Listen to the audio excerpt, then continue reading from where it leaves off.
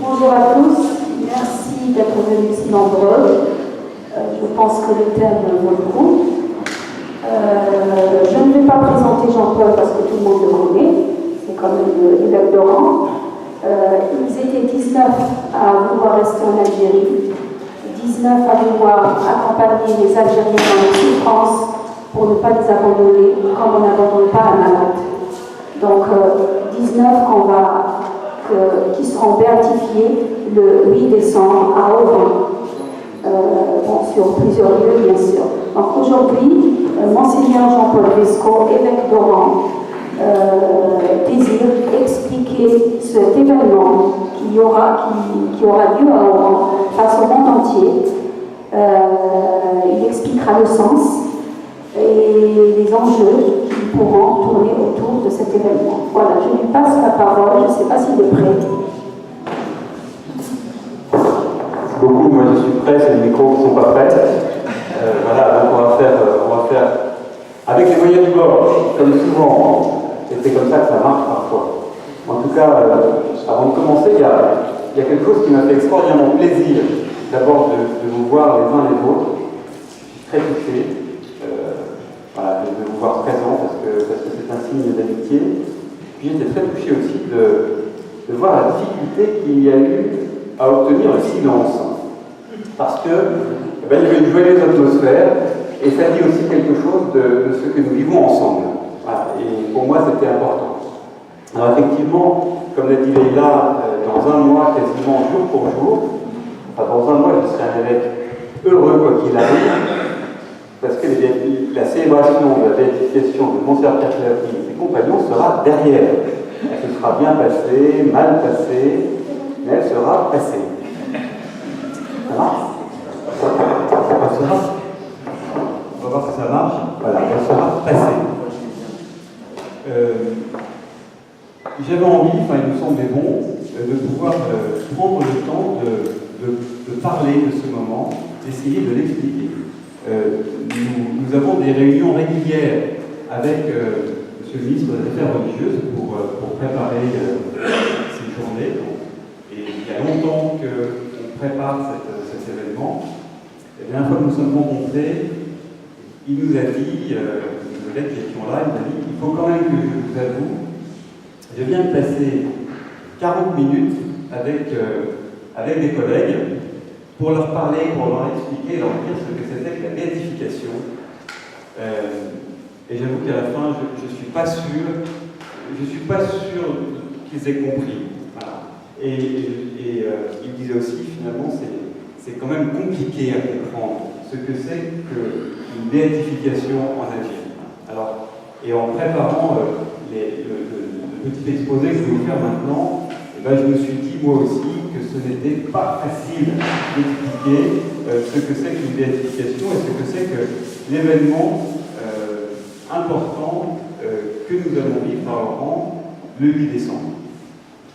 Alors, pour le faire, j'ai pris 4 points.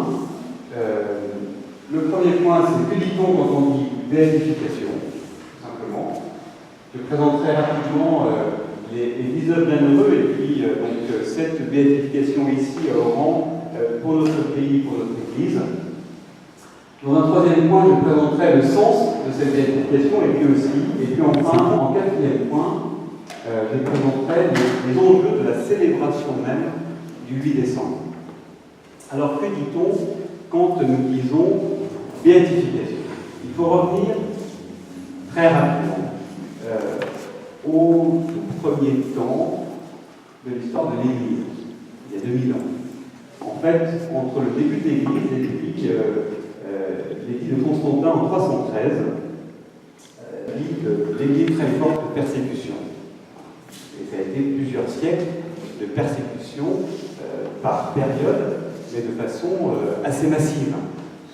Parmi les persécutions, donc parce que comme l'Église trouve aussi son creuset ici dans l'Afrique du Nord, et il y a eu beaucoup de persécutions, par exemple à Carthage en 213, avec Félicité Perpétue, enfin des jeunes femmes qui étaient l'une qui venait juste de s'accoucher, enfin les deux avaient un enfant enfant très jeune et a été dévoré par des lions.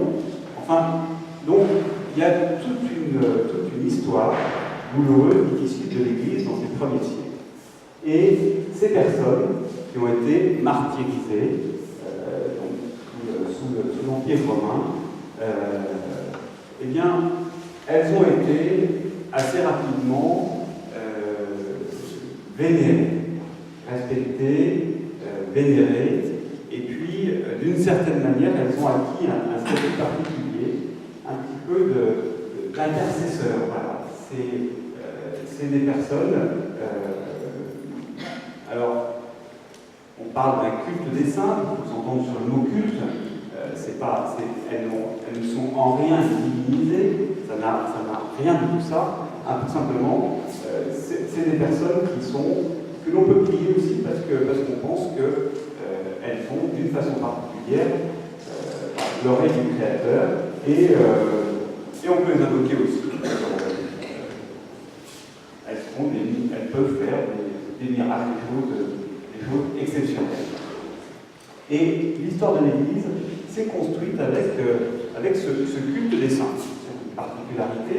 Alors après la fin des persécutions, ce culte des saints, le profil des saints a changé, il s'est diversifié. Il y a eu tout d'un coup des hommes et des femmes qui, pour aller au bout de ce qu'on appelle la suite de la vie de Jésus, sont allés dans des déserts, c'est le début du monachisme, et puis après, finalement, ça a été toute une histoire d'hommes et de femmes, disons, au destin de foi un peu exceptionnel.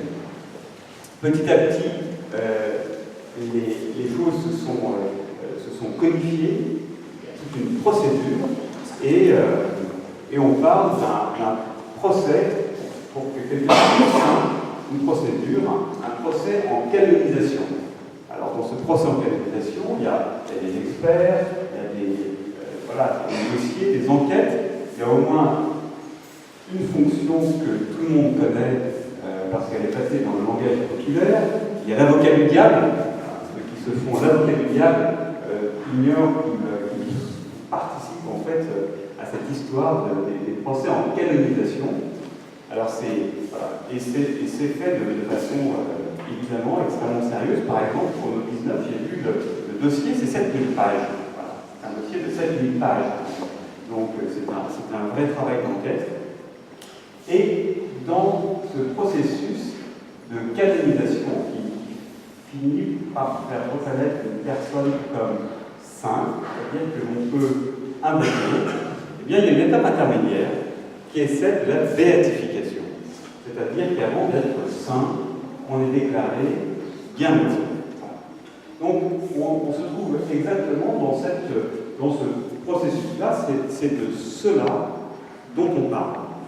Donc, Pierre Clerny, 19 compagnes et compagnons ont été déclarés et vont être publiquement déclarés bienheureux dans ce processus de canonisation. Peut-être qu'un jour ils seront déclarés saints, pour l'instant, ce n'est pas le cas. Voilà de quoi on parle quand on parle de béatification. Donc, ce que je veux dire, c'est quelque chose d'assez technique et de propre à l'Église catholique.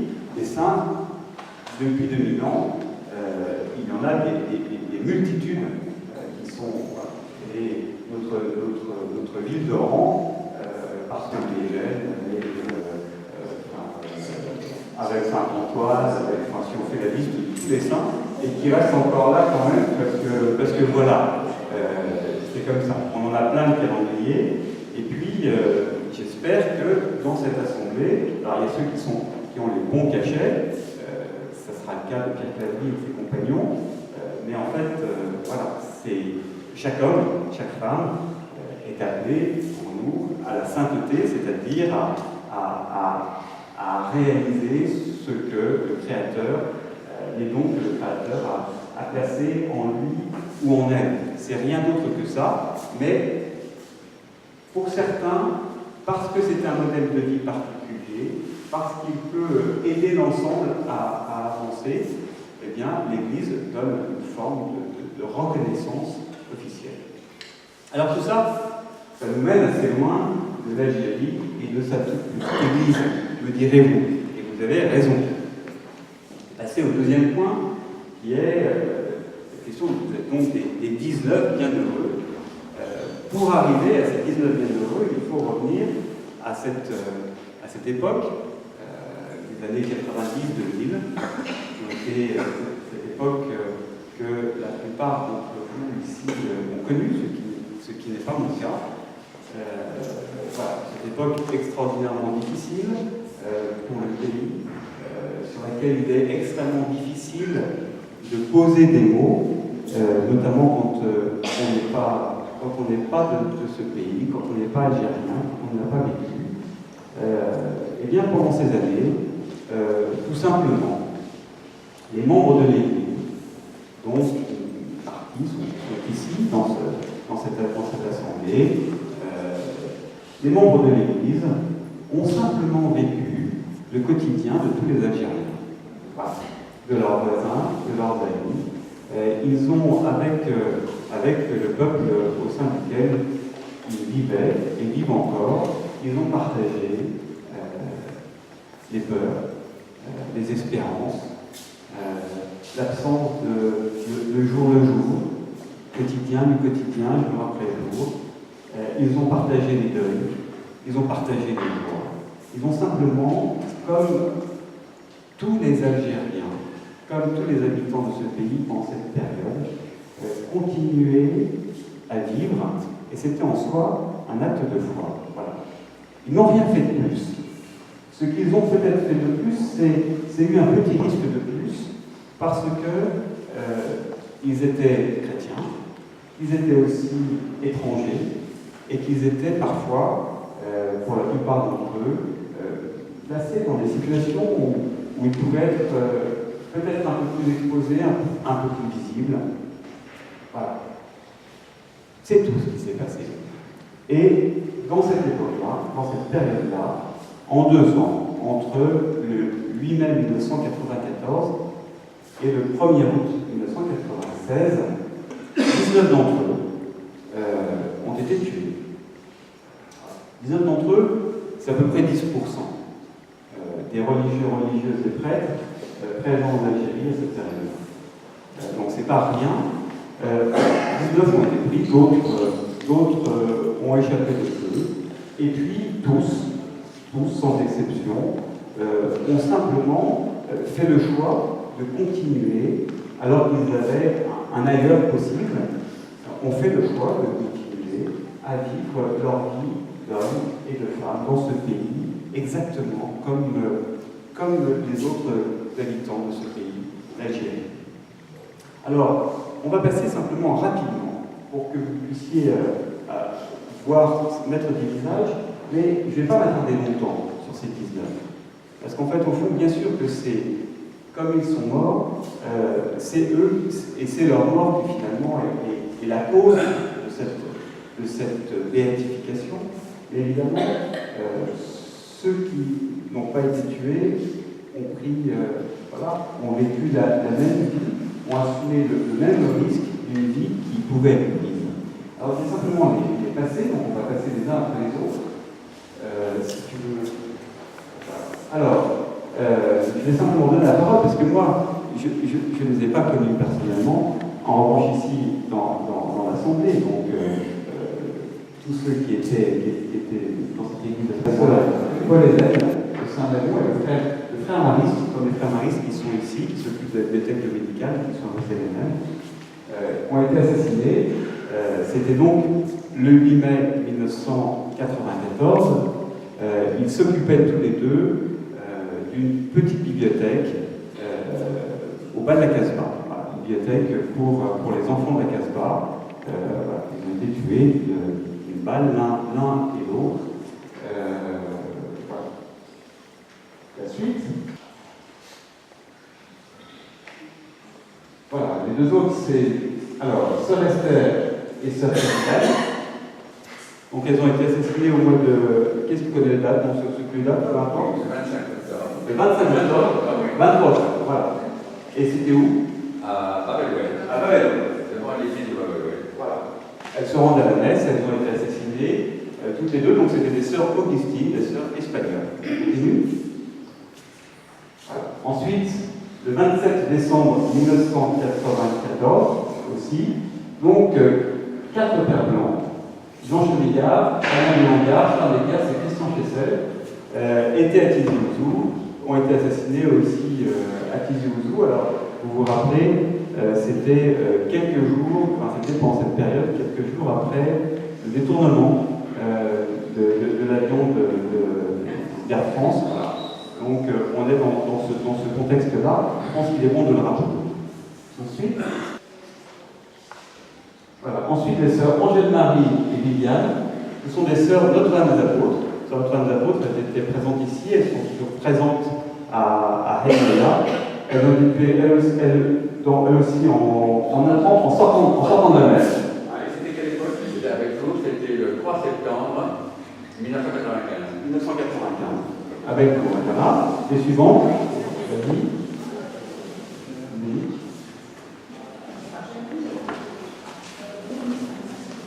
La sœur Odette Prévost, elle aussi, en allant ou en sortant de la messe? En allant à la messe. En allant à la messe, voilà. Eh bien, c'était le 10 novembre aujourd'hui. C'était le 10 novembre. Donc aujourd'hui, 10 novembre 1995. Bonjour. Donc c'est son anniversaire voilà, le passage au ciel, le décès. Ensuite, ce sont les moines de Tibérine. Voilà, les 7 moines de Tibérine, Christian, Luc, Christophe, Michel, Bruno, Célestin, Paul.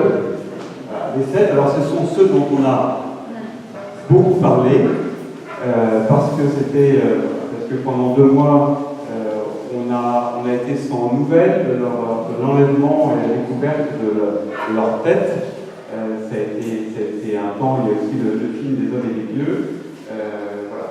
Parmi eux, des gens, alors à la fois une communauté tout à fait normale, tout à fait avec ses difficultés, avec ses tensions aussi, et puis des très fortes personnalités comme le frère Luc, le médecin, et puis le frère Christian, le prieur, et puis voilà, des frères que tous ceux qui sont ici ont bien connus.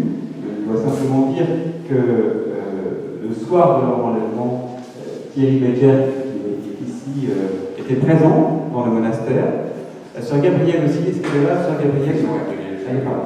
Voilà, la sœur Gabrielle, et puis la sœur Myriam Rapra, qui est chez Petite Sœur des Beaux, était là, le soir de l'enlèvement. Voilà, on continue. Enfin, Pierre Clavry, donc le 1er août 1996, dans l'entrée des péchés, et qui a été tué en même temps que Mohamed Boucher. Voilà, les 19 visages, voilà les personnes qui seront béatifiées le 8 décembre. Alors c'est simplement des frères, des sœurs, exactement comme ceux qui sont aujourd'hui parmi vous dans cette salle, qui avaient des emplois. Alors, il y avait quelques personnes, très fortes personnalités connues, comme Pierre Clavry.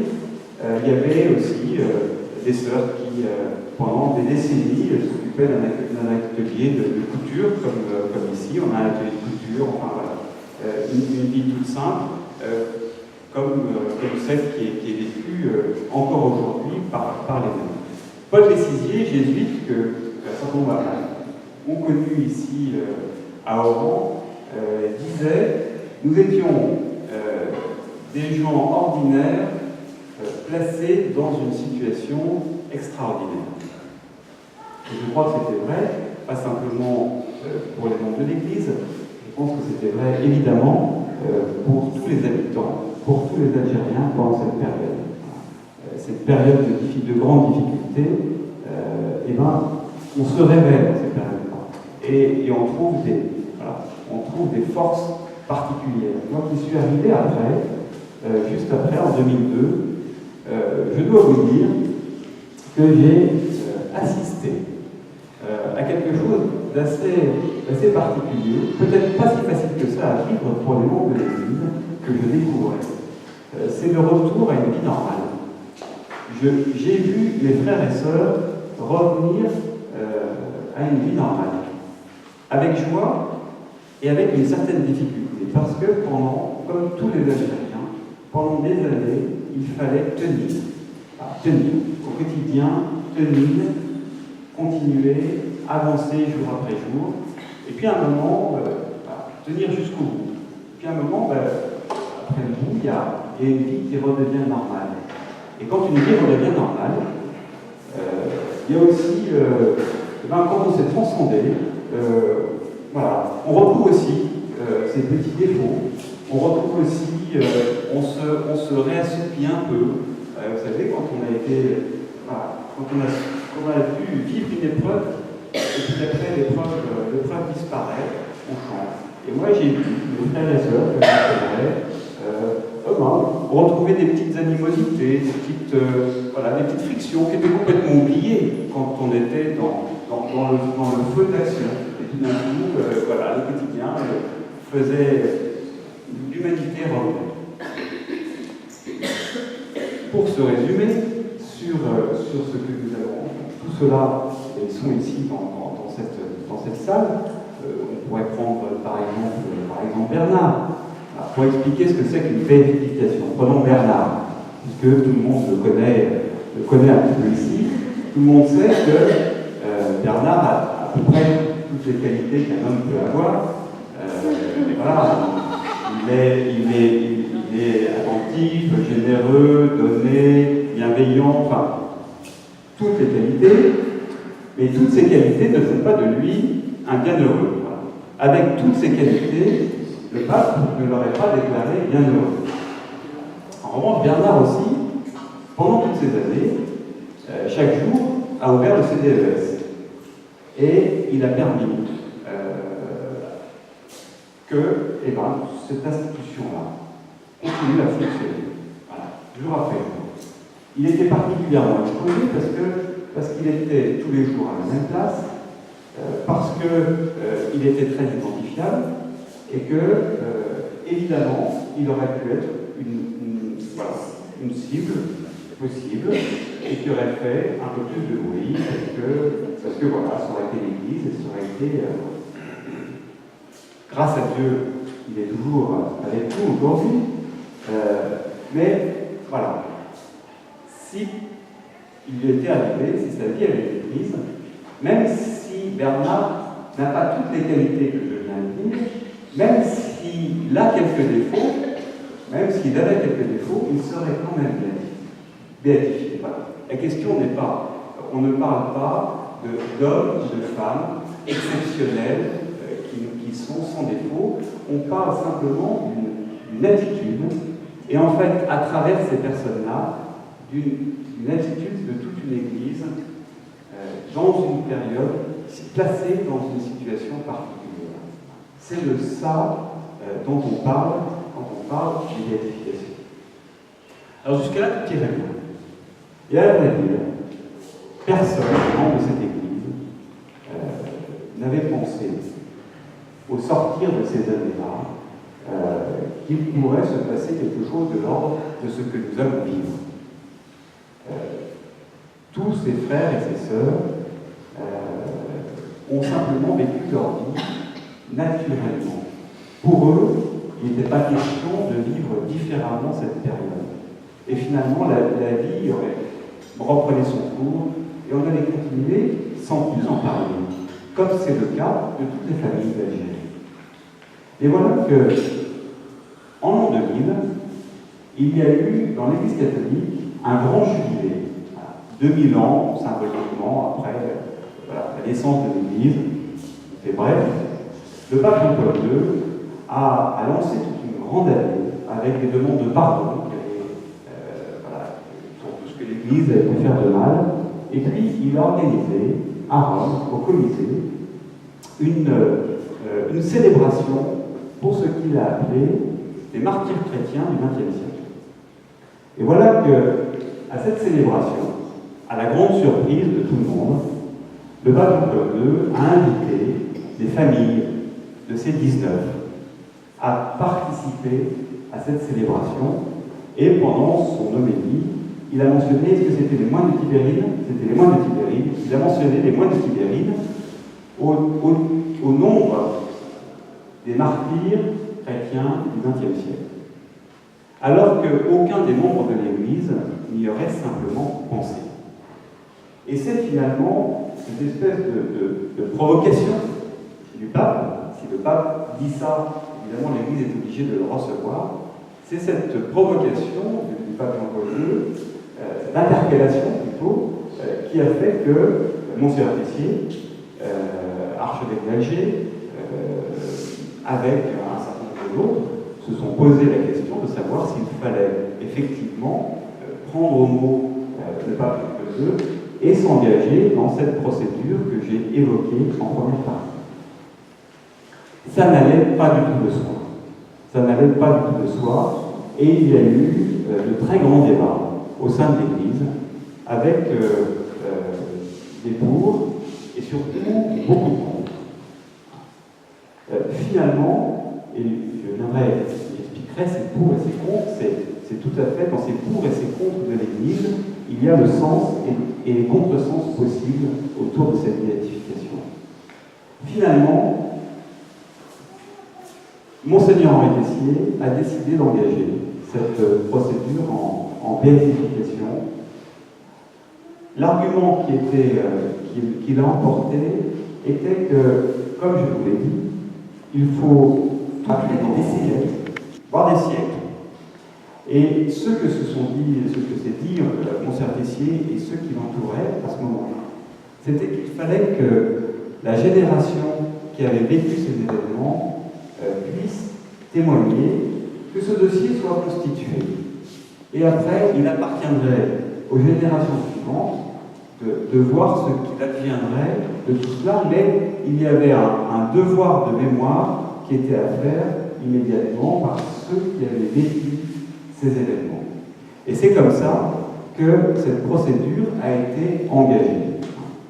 Ce que nous ne savions pas, c'est que, au lieu de durer des décennies, voire des siècles, de par la volonté du pape actuel, qui a perçu l'actualité du témoignage de cette Église, à ce moment-là, en Algérie, avec les Algériens, a en fait énormément accélérer la procédure, et on a été extraordinairement pris au dépourvu il y a une année, quand on nous a dit que cette procédure allait aboutir très rapidement.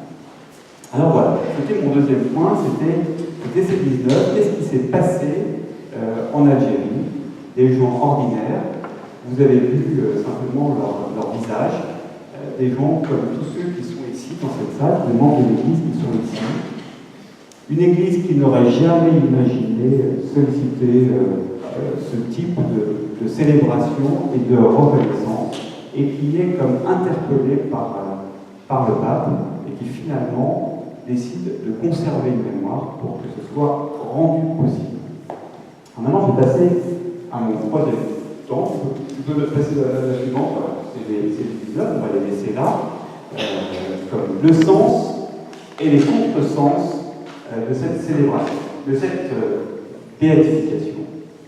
À vrai dire, je vais commencer par les contresens, parce que vous en avez tous conscience, cette béatification est un champ mine. Elle est complètement piégée. Il y a des pièges à chaque pas. Alors, je vais simplement évoquer deux contresens possibles, deux risques possibles, qui étaient pour nous extraordinairement importants. Et en fait, en contrepoint, pour essayer de précisément de lutter contre ces risques de contresens, et là vous verrez le sens qui apparaît et qui se décide. Les deux contresens que je retiens, il y en a un qui concerne surtout un contresens qui peut être fait ici en Algérie, et puis le second, c'est un contresens qui peut surtout être fait, j'allais dire, de l'autre côté de la Méditerranée. Le premier contresens, ça serait d'imaginer que l'Église ici en Algérie voudrait glorifier ses martyrs, voudrait tout d'un coup se donner en exemple Et ce serait grotesque. Ce serait grotesque parce que qu'est-ce que c'est que 19 personnes assassinées quand il y a eu peut-être 200 000 victimes? Qu'est-ce que c'est que 19 prêtres religieux et religieuses quand il y a eu plus d'une centaine d'imams qui ont été assassinés? Ce serait grotesque. Donc évidemment, ce premier contresens, il serait terrible parce qu'il aurait pour conséquence de séparer l'Église du reste du pays. Or, précisément, voilà, si on peut... Voilà, merci beaucoup, Dr. Sarri, d'être là, vous venez de loin. Si on peut faire une place à côté de Jean-Luc.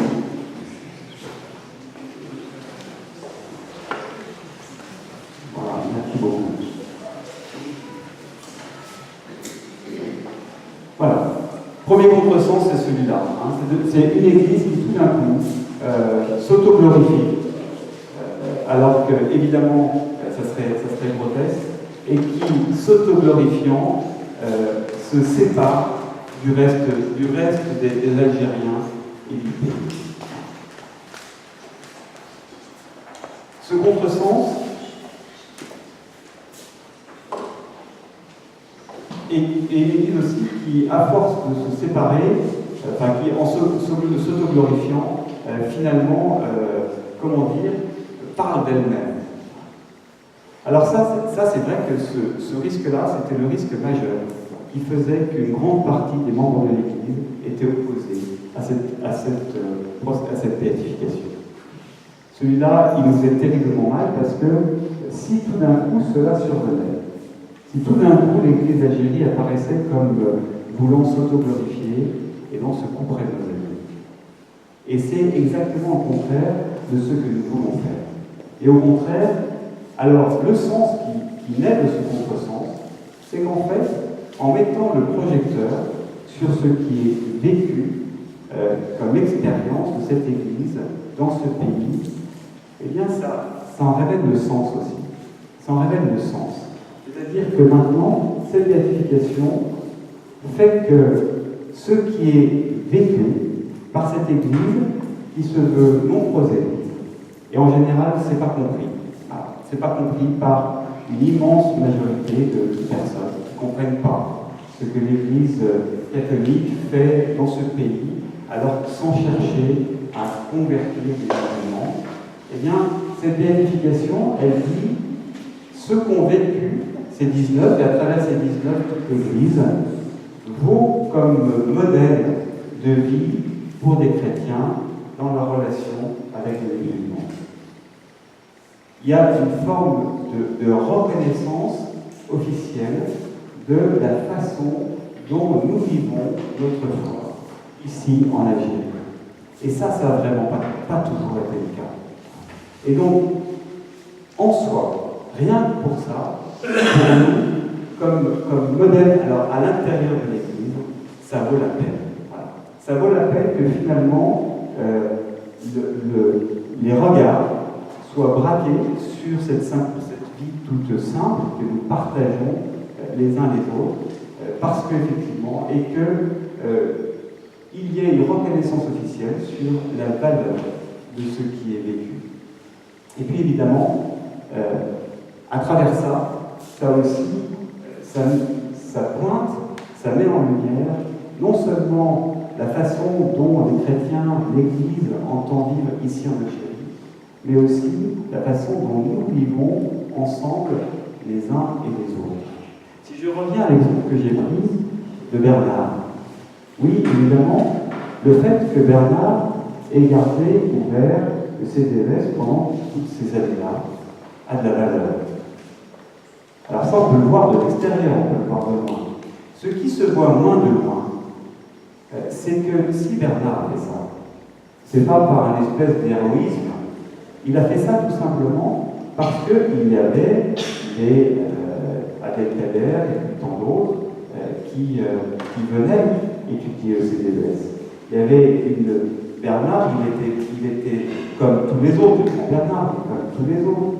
Il était pris dans une vie, il faisait partie d'un corps, partie d'un corps, et d'une certaine manière, ils pouvaient ouvrir le CPMS parce que les personnes avaient envie d'y venir et d'y travailler, et de continuer à travailler, de continuer à venir. Et c'est ça qui peut être mis effectivement en lumière d'une façon particulière à l'occasion de ces élections. Donc, loin d'une Église qui voudrait s'autoglorifier et se séparer de ce qui a été vécu, c'est au contraire une occasion pour nous de dire et d'expliquer ce que c'est que le sens d'une Église non prosélyte, ici en Algérie, dans une société musulmane, et dans les rapports qui sont liés et qui font que nous vivons ce que nous sommes en train de vivre. Il y a un deuxième contresens énorme, redoutable. Et celui-là, il concerne plutôt, effectivement, l'autre côté de la Méditerranée. Ça serait de donner à croire que finalement, c'est le fait de mettre en lumière ces 19, et bien ça serait mettre en lumière 19 chrétiens tués par les musulmans. Et de tout d'un coup, raviver tout ce qui nous demande qu'à être ravivé. Et bien, à nouveau, alors des musulmans, puis des chrétiens, et puis on est là-dedans, et puis des chrétiens, voilà, s'en prennent à des musulmans, et tout d'un coup, il y aurait un risque réel que cette béatification vienne nourrir à nouveau ce mouvement-là. Et dans ce risque, il y a un mot que j'ai employé au début qui peut induire cette confusion. C'est le mot martyr. Oui, pour nous, les martyrs, surtout dans les premiers siècles, mais il y en a eu tout au long de la vie de l'Église, les martyrs sont ceux qui ont effectivement préféré mourir plutôt que renoncer à leur foi, sont les piliers, sont du ferment de l'Église. La question, c'est que les martyrs, ce même mot martyr, et si on va dans l'appellation, qui est une appellation de l'Église, on va dire du droit de l'Église, c'est martyr en haine de la foi. Si on emploie ce mot, et c'est le mot qui est employé pour ce 19, eh bien, on ne dit pas ce que ces 19 ont vécu. Et pour nous, dans l'Église, ce mot de martyr, appliqué au 19, pose problème parce qu'il nourrit ce contresens de chrétiens tués par des musulmans. En fait, ces 19, oui, peut-être, ont été tués parce qu'ils étaient chrétiens. Et ils ont été tués aussi parce qu'ils étaient étrangers. Ils ont été tués aussi parce que, en même temps, on tuait des intellectuels, on tuait des avocats, on tuait des imams, on tuait des membres des forces de l'ordre, on tuait aveuglément. Ce sont non pas des martyrs en haine de la foi, ce sont comme il manque toutes les victimes de cette période-là, des martyrs de la haine. Des martyrs, personnes qui voulaient s'en prendre à une société et qui voulaient imposer un autre modèle de société. C'est pas comme on pourrait le penser, comme on peut le penser de l'autre côté de la Méditerranée, une guerre, ce qui a été vécu en Algérie, n'a rien d'une guerre entre chrétiens et musulmans. Oui, ces 19-là étaient chrétiens, mais les 200 000 autres étaient musulmans. La centaine d'imams qui étaient tués, ils étaient imams. Et ça, voilà, pour nous c'est important. Alors évidemment, ce contresens, on aurait pu se dire, à cause de ça, il vaut mieux ne pas s'engager dans cette béatification et donner cette lumière qui va être très forte de l'autre côté de la Méditerranée. En fait, c'est l'inverse qu'il faut faire. Parce que cette béatification, on s'en aperçoit, et je m'en aperçois au fil de toutes les interviews que l'on donne, permet justement de rétablir une vérité là-dessus. Il n'y a pas une interview que je donne et que nous donnons tous sans rappeler, puisque ce sont des prêtres religieuses qui ont été assassinés, 19, sans rappeler qu'il y a eu plus de 100 imams qui ont été assassinés. L'un d'entre eux, c'était celui qui était l'imam au bas de la Casbah, après l'assassinat du frère Vergès et de la sœur Paul-Hélène. Il a dénoncé cet assassinat, il a été lui-même assassiné. C'est des choses que nous pouvons dire dans le cadre de cette béatification et qui ne sont pas connues. Chaque fois que je suis interviewé, je prends d'autres exemples. Je prends l'exemple de l'assassinat du père Hamel. Vous avez sans doute entendu parler de ce prêtre âgé, assassiné à Rouen, alors qu'il célébrait la messe, alors qu'il célébrait l'Eucharistie. Un prêtre dans sa fonction la plus sacrée. Alors dit-on, ça bien sûr, ça c'est un martyr quand même de la foi. On s'en prend à un prêtre en train de célébrer, c'est évidemment un martyr quand même de la foi.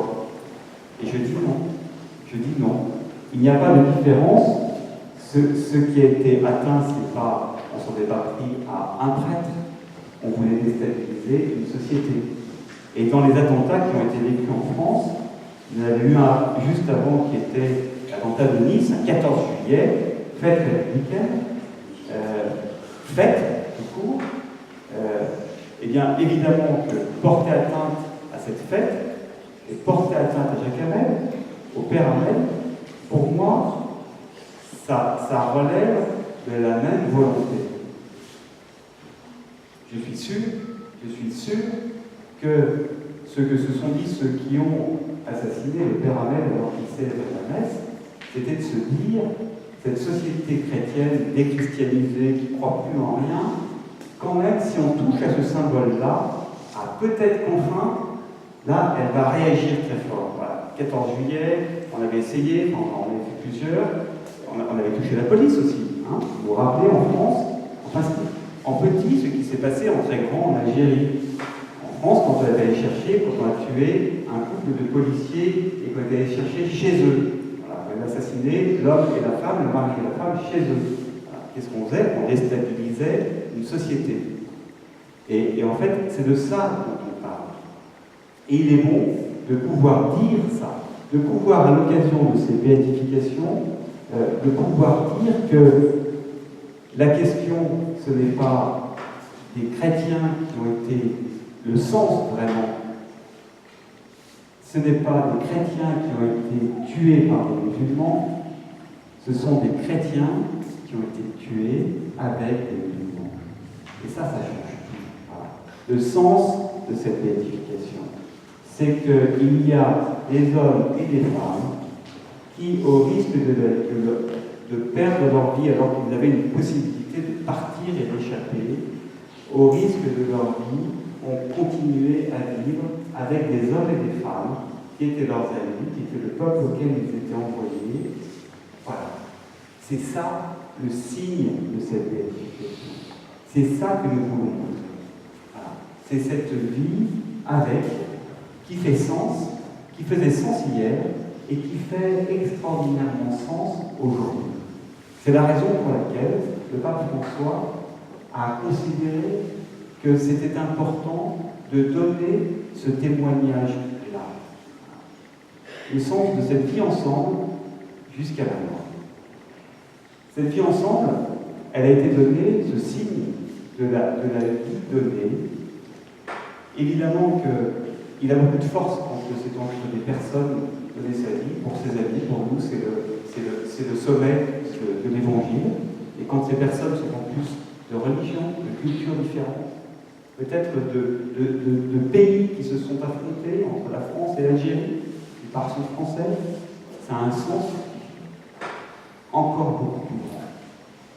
Et ce qui est beau, on a vu Pierre Claver et Mohamed, Ce qui est beau, c'est qu'il y a le signe d'Orange, le signe de ce sang mêlé entre Pierre et Mohamed.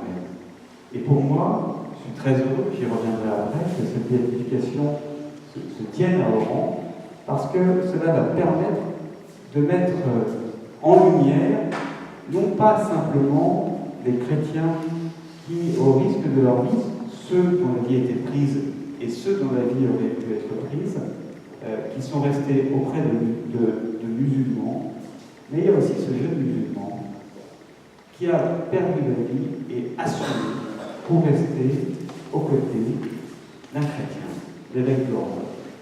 Vous savez, quelques mois avant sa mort, Pierre Claverie disait à Père René, qui était assis à la messe, en voyant passer Mohamed Bouchiri, il dit « Tu vois René, pour un seul garçon comme Mohamed, ça vaut la peine de rester. » Et voilà que quelques mois après, Mohamed, étant allé chercher, il n'était pas son chauffeur, étant allé chercher à l'aéroport, comme on va se chercher à l'aéroport, parce qu'on laisse jamais quelqu'un prendre le taxi pour rentrer, voilà, étant logeant comme on était ici, étant allé chercher Pierre à l'aéroport, donc sera tué en pluie par le souffle de la même bombe dans l'entrée de l'église.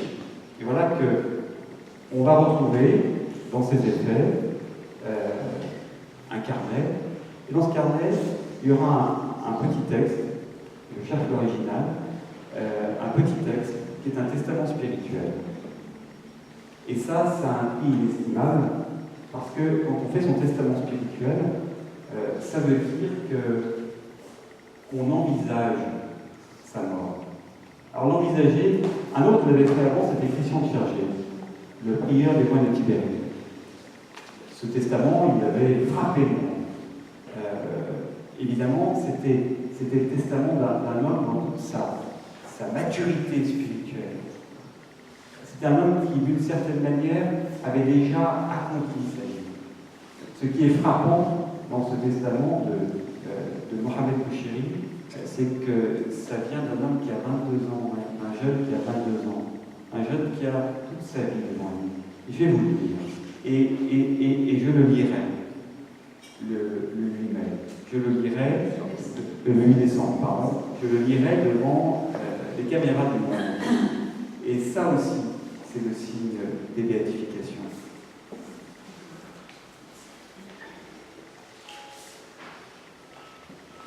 Voilà ce qu'écrivait Mohamed Bouchiri.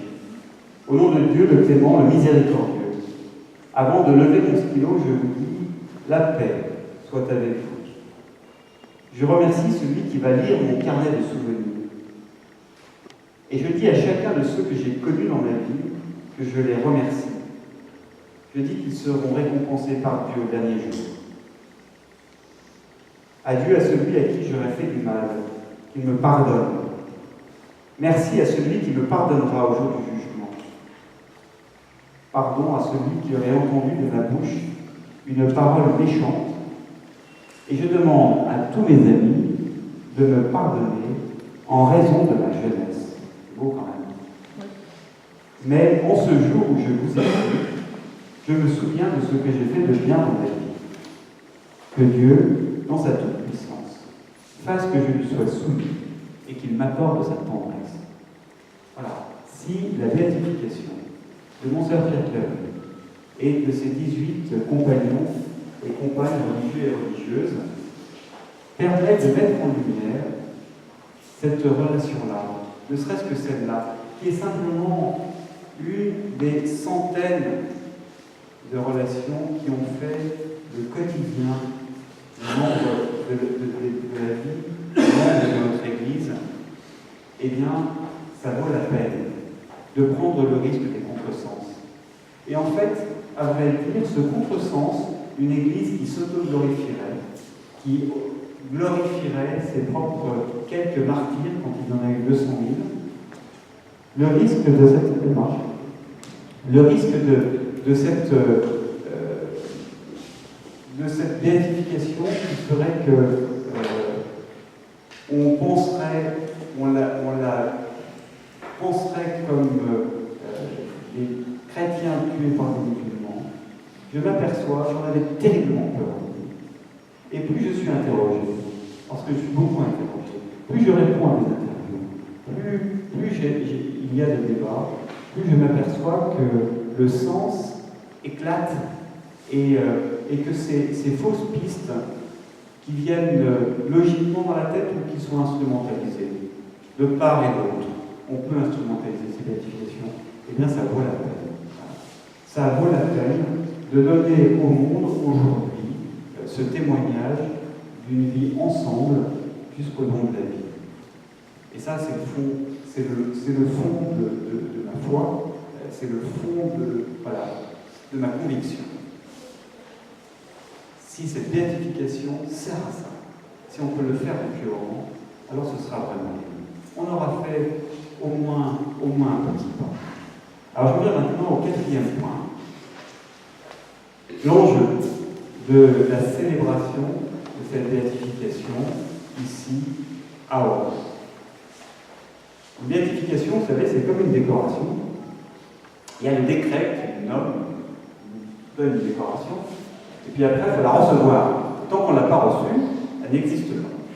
Ben là, c'est un peu pareil, une proportion gardée, parce que vous avez compris qu'une béatification n'a rien à voir avec une décoration. Les 19, on les a à peine vus, et puis voilà. Le 27 janvier, le pape déclare martyr et déclare bienheureux les 19.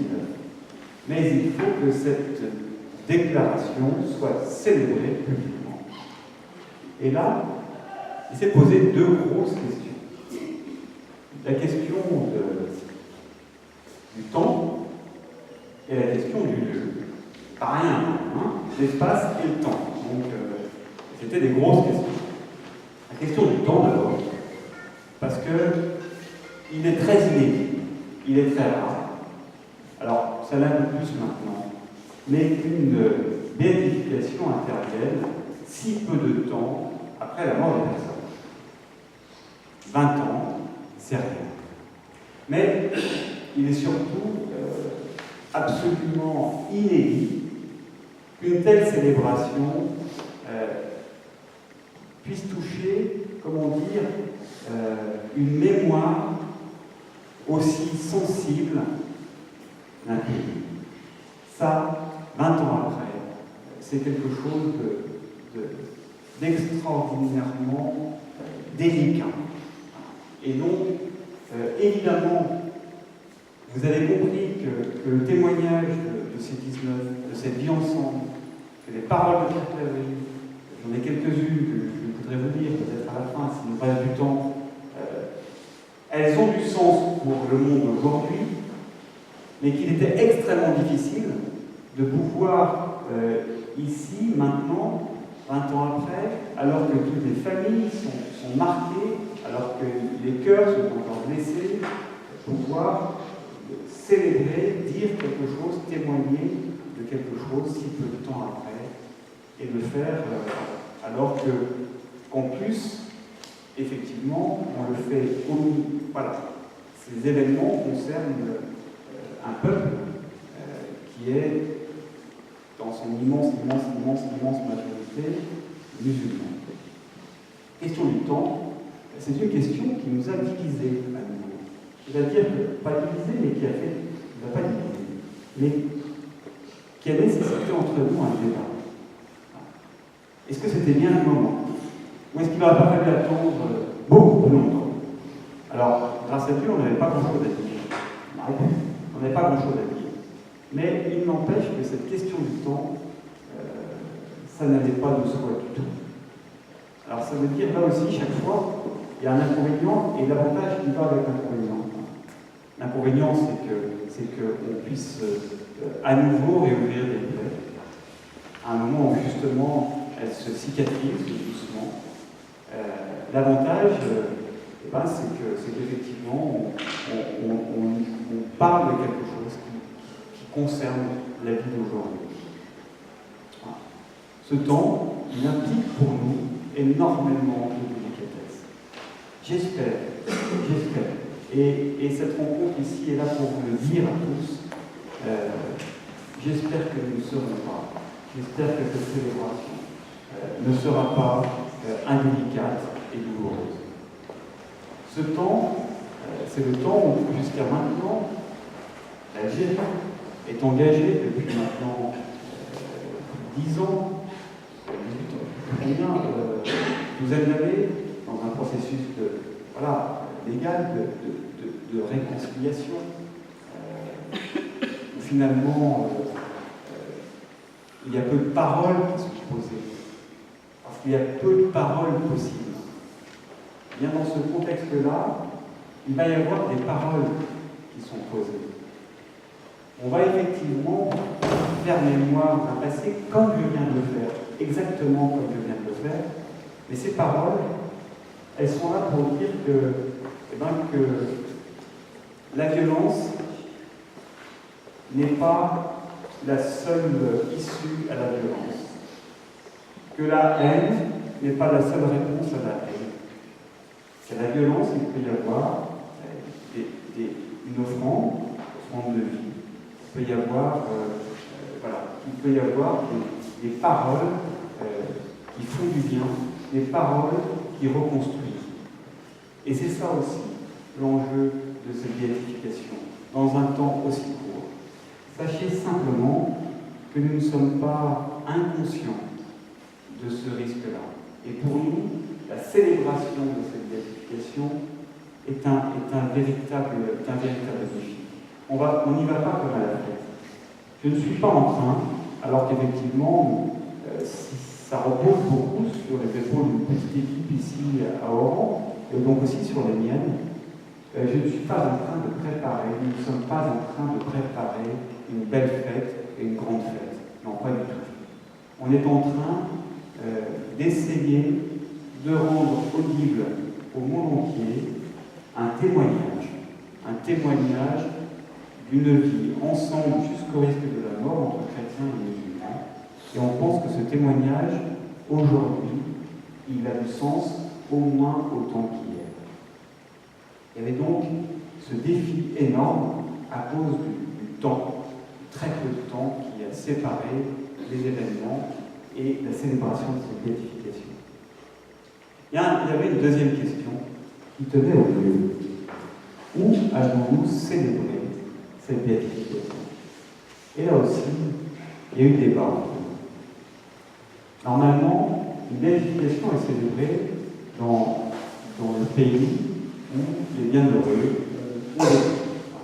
C'est une règle, c'est une pratique simplement. Les canonisations ont toujours lieu à Rome. Mais là, il y avait quand même une question particulière, c'est que d'habitude, ces béatifications sont célébrées dans des pays, disons, de tradition chrétienne, ce qui n'était pas le cas ici, en Algérie. Et puis on s'est dit, ces béatifications, elles concernent cette béatification, elles concernent bien sûr l'Église, elles concernent bien sûr la Trinité, mais aussi l'Église universelle. Il y a eu un très grand écho de toute cette témoin de Tibéride et tout ça, et peut-être un trop grand écho. Et on se disait, on risque, en Algérie, alors qu'on est dans la modestie relative d'une église, on risque de finalement organiser un événement qui va être trop grand et qui va choquer et qui va blesser pour l'Algérie et trop petit pour l'Église universelle. Et puis, il y avait les familles aussi. Les familles, évidemment, quand on a un membre de cette famille, un oncle, une tante, un grand-oncle, une grande-tante, qui devient bien heureux, et qu'on est chrétien, alors c'est quand même, c'est quand même un sujet de fierté. Et évidemment, elle en se déplace en masse. Il y en a un, par exemple, un des pères blancs, il aurait aujourd'hui plus de 85 ans, 90 ans peut-être, je ne sais pas, 90 ans. Ils étaient 11 frères et sœurs. Donc, ils étaient 250 à leur vie. Pas possible. Pour ces 250, on a dit, si c'est en Algérie, ça sera 10. Comprenez le sacrifice que cela représente. Et puis on se disait, est-ce que Est-ce que ça ne sera pas une provocation de vouloir le faire en Algérie? Comment est-ce que le pays, et donc le pays qui sont ses autorités, comment est-ce que cela peut être perçu? Alors nous, évêques, nous voulions au début évidemment le faire en Algérie. Parce qu'il nous semblait impossible, à mon sens, de vouloir témoigner, mettre en lumière le témoignage d'hommes et de femmes qui ont donné leur vie, risqué leur vie, dont la vie a été prise, parce qu'ils voulaient rester en fidélité avec un peuple et un pays, et célébrer ce témoignage en dehors, sans ce peuple et en dehors du pays. Ça nous paraissait simplement aberrant. Mais, à un moment, voilà, on s'est dit, que devons-nous faire? Et puis, alors on a un peu tergiversé, on s'était dit, ben non, tant pis, ça sera trop compliqué en Algérie, il ne faut pas le faire. Et puis, il s'est passé quelque chose d'étonnant. À une réunion d'évêques, il y a un an et demi de ça, à un moment où on allait demander au pape François, qui a décidé du lieu, on était plutôt parti pour l'organiser à Rome, ailleurs. Et puis quand on s'est dit, on est tous bien d'accord, donc c'est Rome. Et je ne sais pas ce qui m'a pris. J'y avais pas pensé avant. Et j'ai dit, je propose Rome. Il y a eu un peu un moment de sidération. Et c'est tombé comme une évidence. Comme une évidence pour les évêques qui étaient là.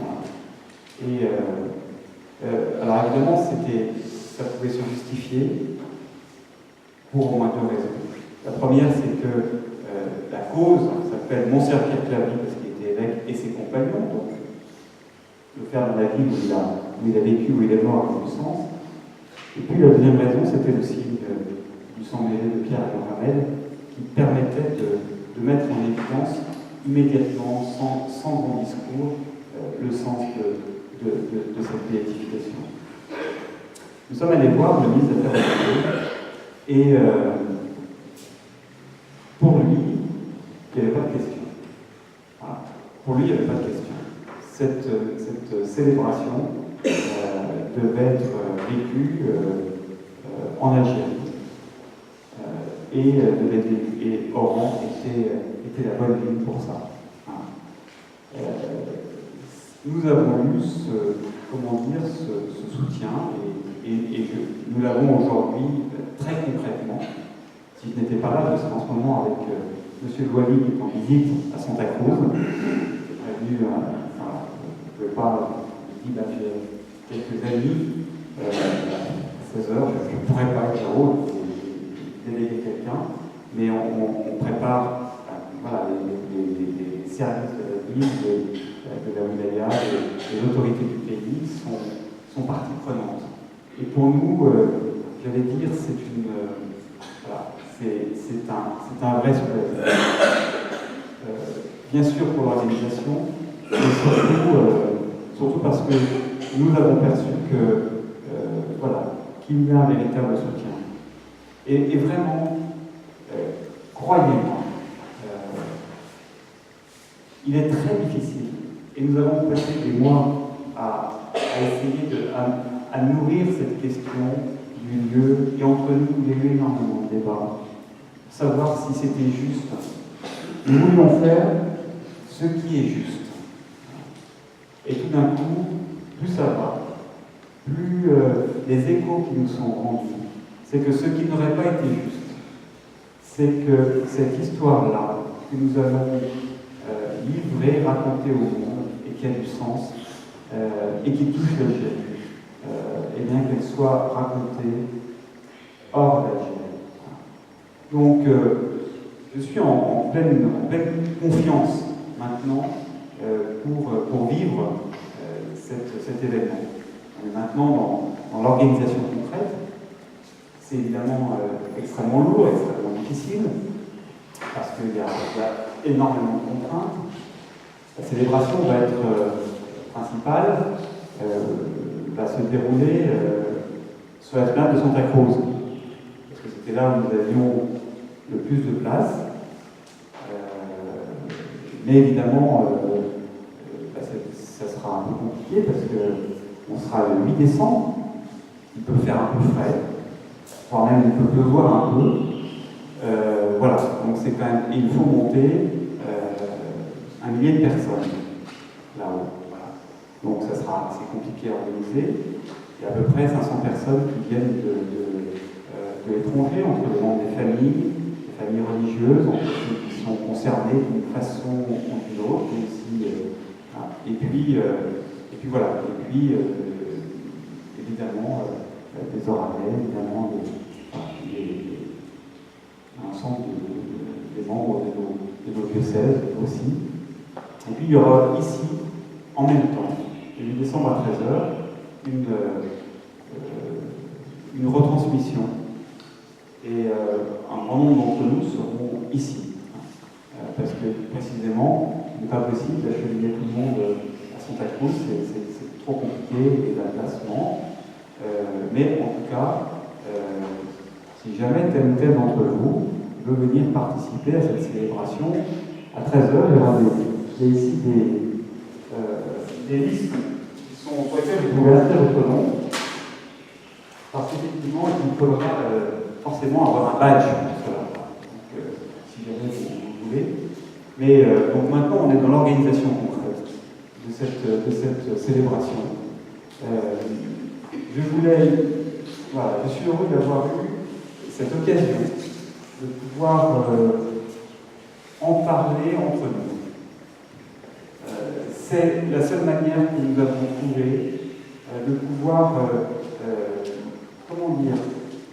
essayer d'aller, de livrer le derrière, le dessous de le sens de cette béatification.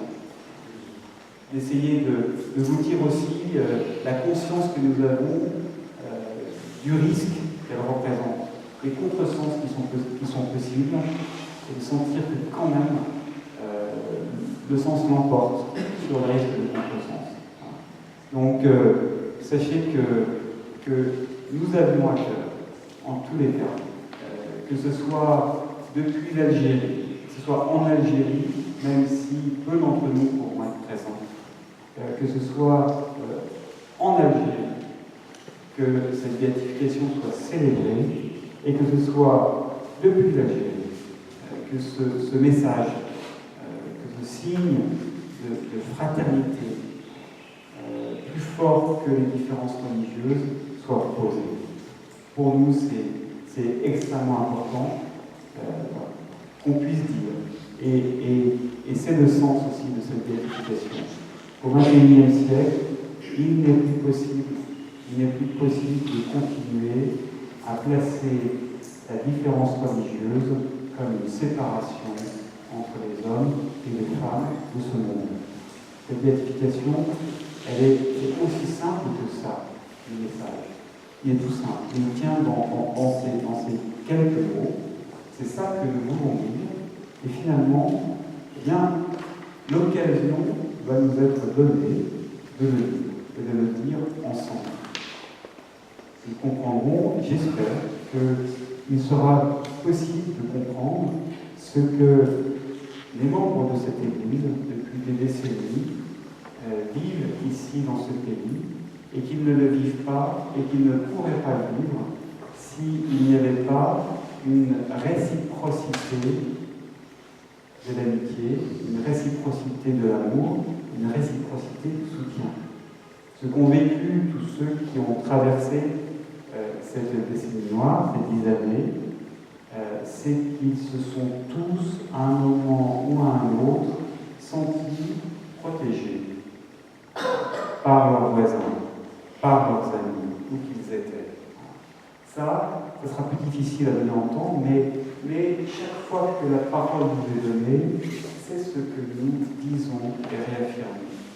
Et voilà, et quand on voit ça de l'extérieur, on découvre. Tant mieux que cette occasion-là nous soit donnée de témoigner de cela et d'en témoigner ensemble. Je vous remercie.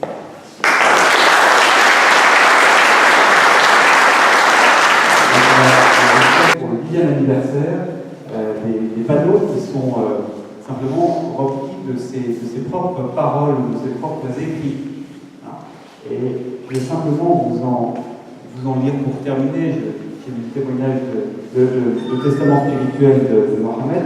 Je vais vous lire pour terminer quelques phrases de Pierre Ferry. Et vous me direz, vous sentirez si elles sont toujours actuelles.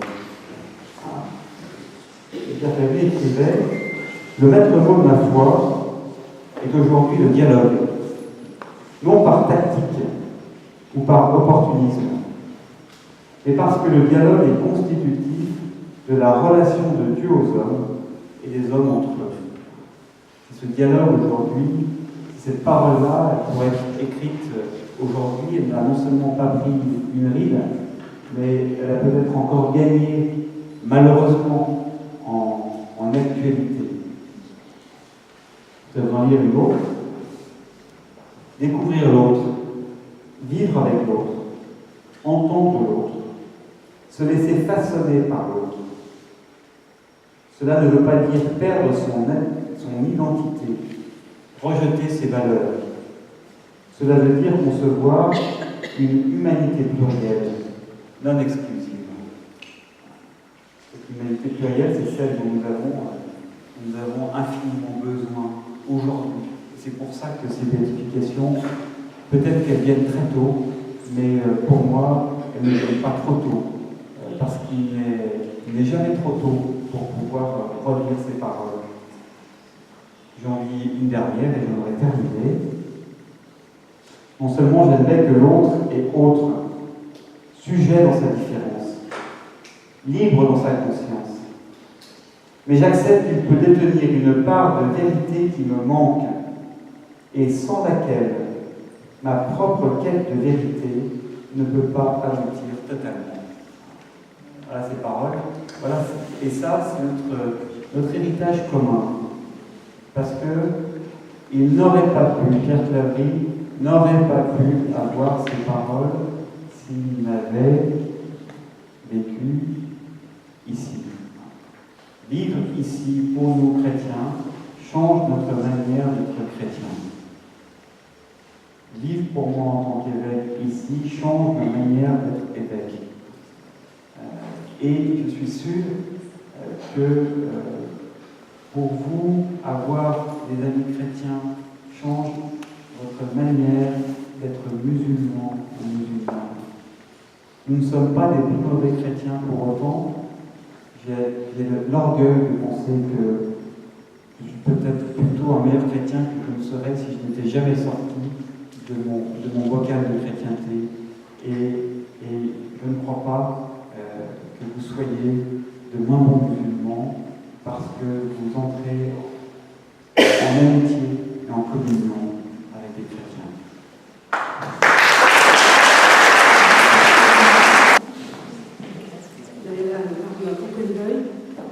Et là, vous avez évoqué le martyr chrétien. Mais je crois qu'il faut rappeler qu'il y a également le martyr en islam.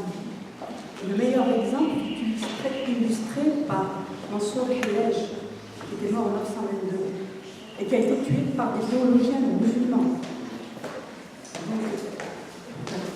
Par les théologiens musulmans. Bien, je voudrais aussi vous demander si entre la béatification, qui est donc l'étape antérieure à la canonisation, est-ce que les moines Tibérine et Monseigneur Claverie auraient été donc élus saints après qu'il y ait eu le miracle? Première question. Deuxième question, pourquoi les prêtres d'églises orthodoxes ou d'églises orientales qui ont subi le même sort n'ont pas été béatifiés? Je vous remercie. Alors effectivement, vous êtes très, très, très au courant. J'avais sauté cette étape dans le procès en canonisation pour devenir saint. À un moment, il y a une étape incontournable, quand on a fait des milliers et des milliers on a amorci milliers et milliers de pages d'enquêtes théologiques, historiques, de moralité, de tout ce qu'on veut. À la fin, pour devenir saint, il faut qu'effectivement un miracle soit reconnu, attesté. Et alors, le problème, c'est qu'il faut un miracle, c'est par exemple une guérison que la science ne peut pas expliquer. Le problème, c'est que maintenant, plus la science avance, plus les miracles, ça devient de plus en plus inévitable, de plus en plus. Et il y a donc un certain nombre voilà. Alors normalement, il en faut un à chaque étape, pour devenir bienheureux, et puis un autre pour devenir saint. Sauf dans le cas du martyr. Dans le cas du martyr, on peut être déclaré bienheureux sans miracle, mais pour devenir saint, comme tout le monde. Voilà, il faut prendre donc, effectivement, pour qu'un jour, Pierre Claverie et ses 18 compagnes et compagnons deviennent saints, il faudra bien qu'il y ait un miracle. Et alors, un peu plus compliqué, il faut que le miracle soit testé, il faut qu'il soit absolument indiscutable. Donc alors là, je peux vous dire qu'il y a des commissions d'experts, de médecins, de tout ça. Quand l'Église déclare un miracle, à Lourdes, il y en a eu, depuis quelques années, il y en a eu que 64 ou 5, je ne sais plus. Voilà, c'est vraiment attesté. Mais la difficulté supplémentaire, c'est qu'il faut qu'il y ait guérison incontestable, et il faut que la personne guérie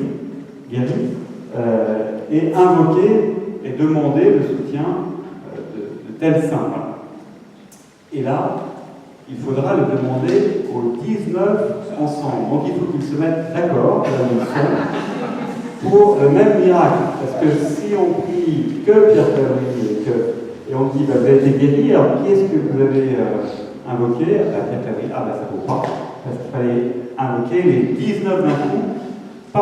Pourquoi les 19 d'un coup? Parce que rapidement, dans ces débats dont j'ai parlé, autour des années 2000, qui ont duré 5 ans, parce que le pape Jean-Paul II a posé son geste, son interpellation en 2000, et la procédure a été commencée en 2005. Il y a eu 5 ans quand même, de maturation. L'idée a été très rapidement de dire ce témoignage, ce n'est pas 19 héros, c'est le signe, c'est le modèle de toute une église. Voilà. C'est une façon d'être de toute une église, les morts et les vivants. Et donc, ça sera tous ensemble, ou ça sera personne. Donc, évidemment, maintenant, c'est plus seul qu'ils forment un tout. La deuxième question était sur l'Église orthodoxe. Alors, j'ai pas de... Merci mes sœurs. J'étais très inquiet parce que là, elles sont 4 sœurs sur 5 valides à être venues pour la conférence de l'évêque. Voilà. Et je me disais, mais qui est-ce qui s'occupe pendant ce temps des résidents de ma maison? Voilà. Donc maintenant, il faut quand même qu'elles y retournent. Parce que ça me rassure d'une certaine manière. Voilà. Alors, je ne pense pas qu'il y ait eu en Algérie de prêtres et de religieux orthodoxes. Il y a eu en revanche, effectivement, à Tamesguida, à quelques kilomètres du monastère de Tibéride, c'était celle du Croate. 14 Croates. Les Croates sont catholiques, enfin, bon, voilà.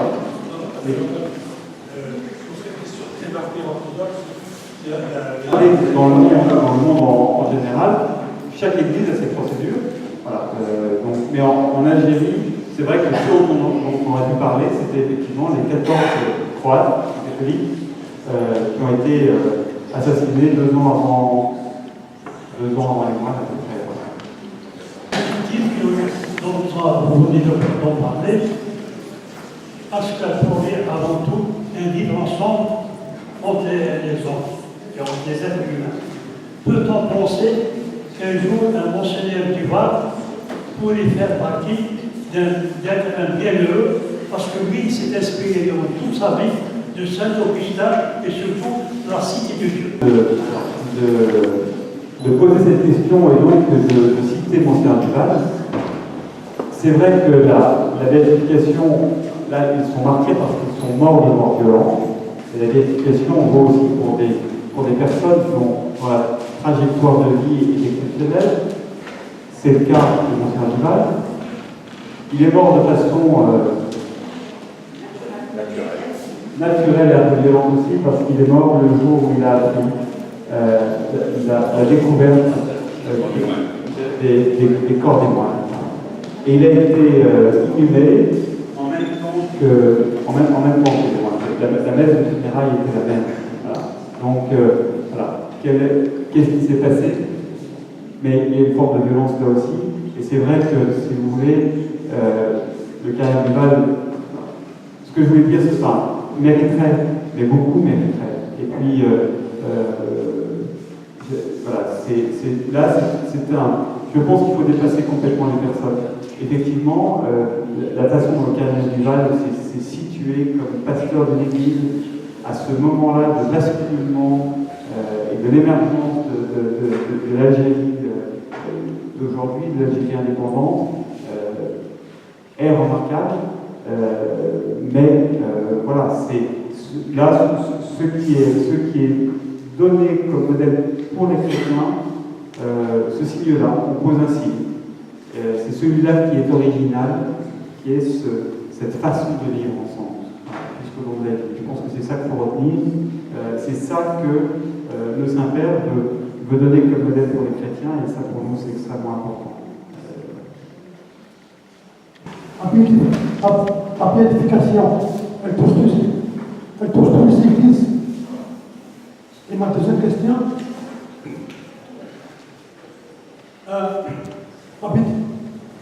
la béatification, c'est oui, selon l'œuvre ou selon l'acte des personnes, selon leurs œuvres ou selon leur foi. C'est cet acte-là qui traduisait leur foi. C'est difficile de séparer les deux, les actes et la foi. Ils étaient portés par une foi qui leur a fait simplement agir dans la simplicité. C'est difficile de séparer les deux. Votre première question, je ne l'ai pas entendue. Je n'ai pas entendu ce que c'était. La béatification de toutes les églises. Ah non, alors voilà, non, c'est une. Alors, ça ne touche pas toutes les églises, effectivement. Les églises, alors, au moment de la séparation, notamment de la naissance de ce qu'on a appelé le protestantisme, et après avec toutes les églises protestantes, n'ont pas ce culte des saints. Donc ça ne touche pas les églises protestantes. Et les églises coptes? Les églises coptes, si. Si. Dans le monde orthodoxe, si. Il y a une chose, à partir de votre question, il y a une chose vraiment qui me semble très importante. C'est que ce n'est pas.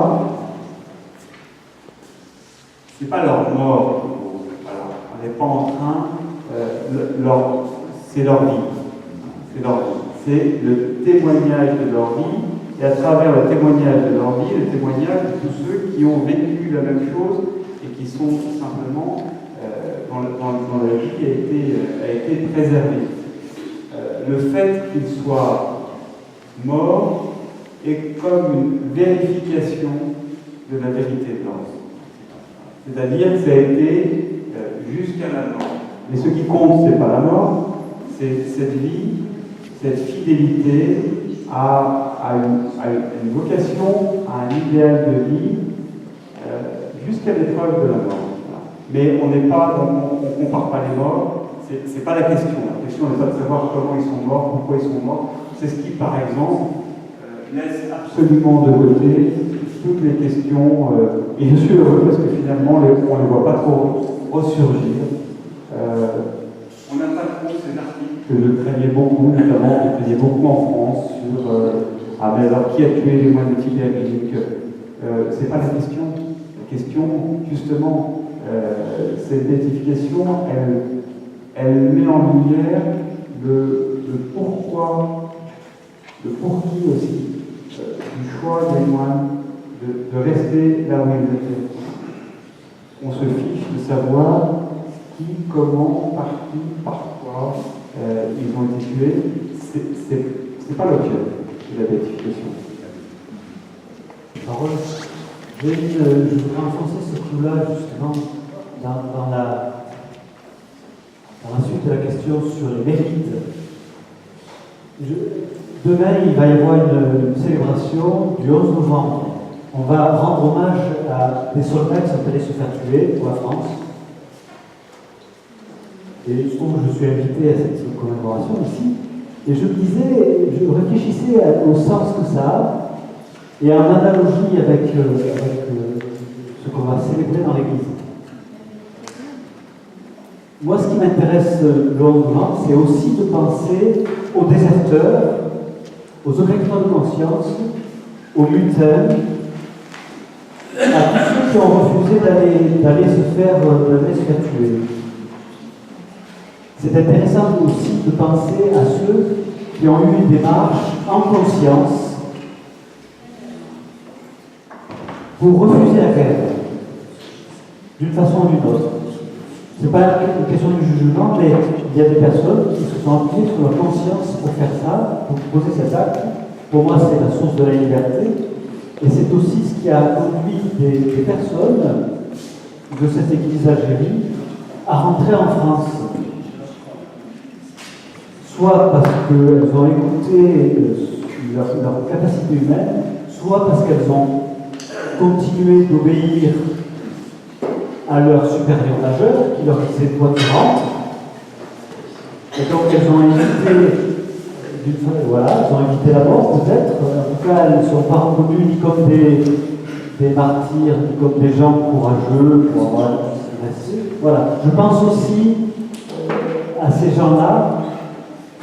Et finalement, qu'est-ce qu'on célèbre avec la béatification? Je ne sais pas ce que tu en penses, mais il y a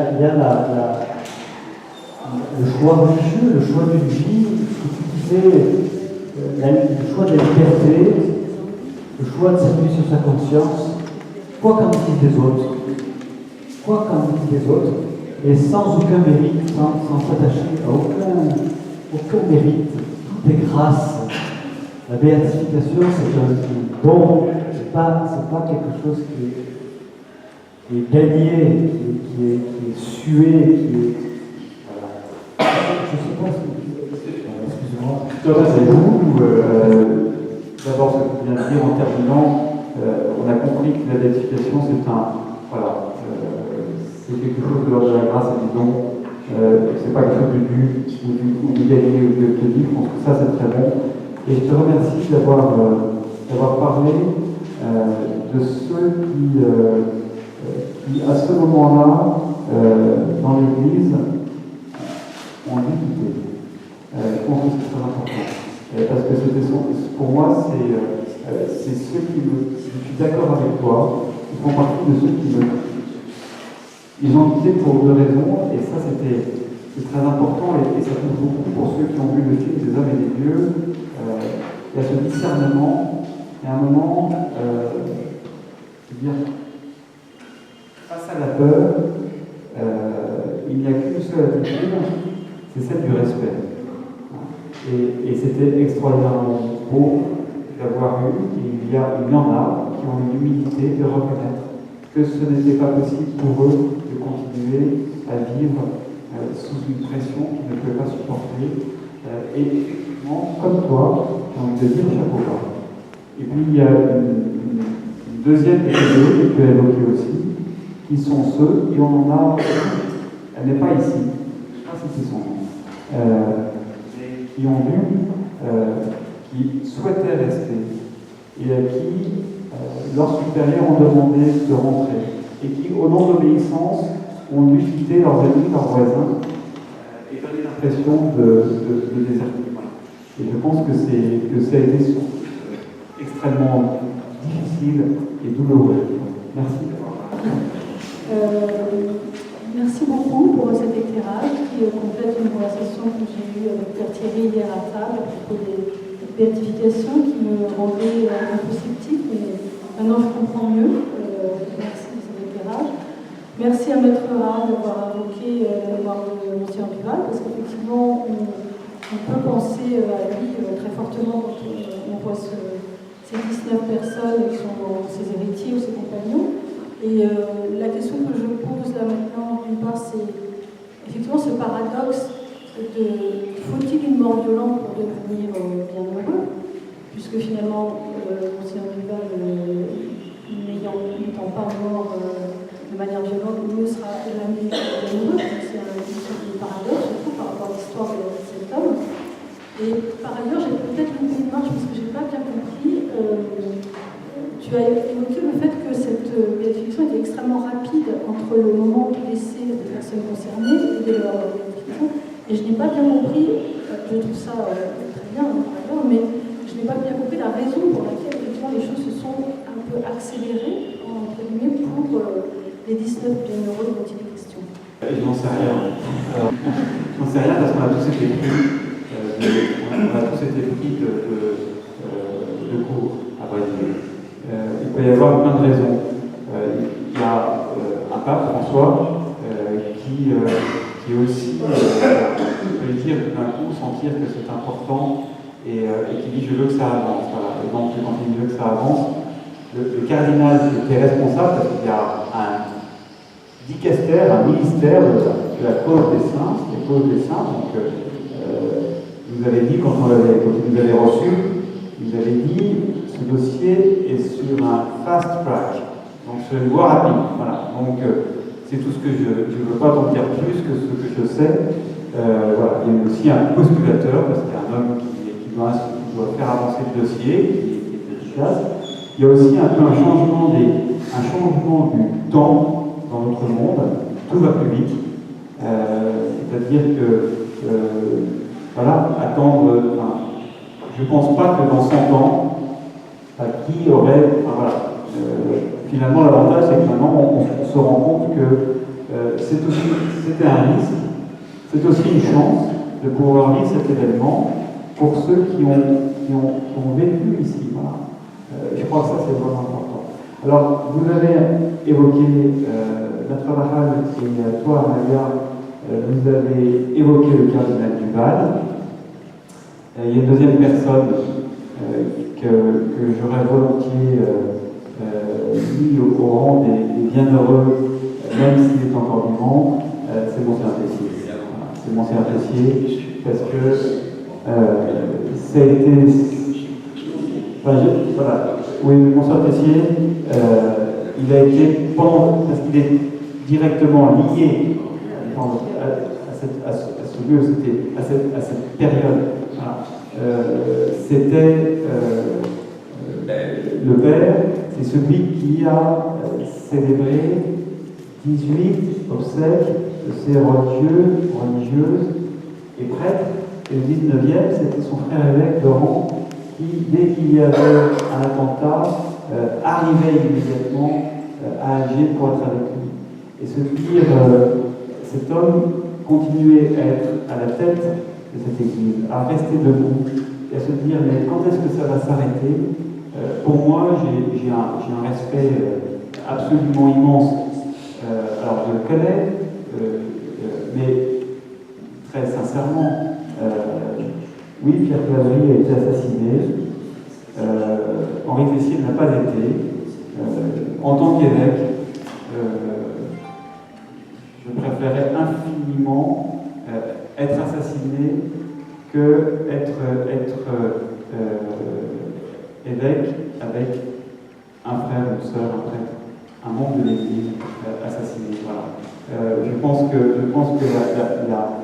la place d'Henri Tessier, même s'il est toujours en vie, était infiniment, voilà, est incroyable.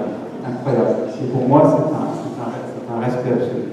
Et effectivement, je le mettrai volontiers, voilà, au rang des bienheureux. Il l'est, parce qu'après, il y a là, le 8 décembre, on va honorer la loi des hommes. Voilà, hein, la loi de Dieu, elle fait avec la loi des hommes et puis elle embrasse plus large que la loi des hommes.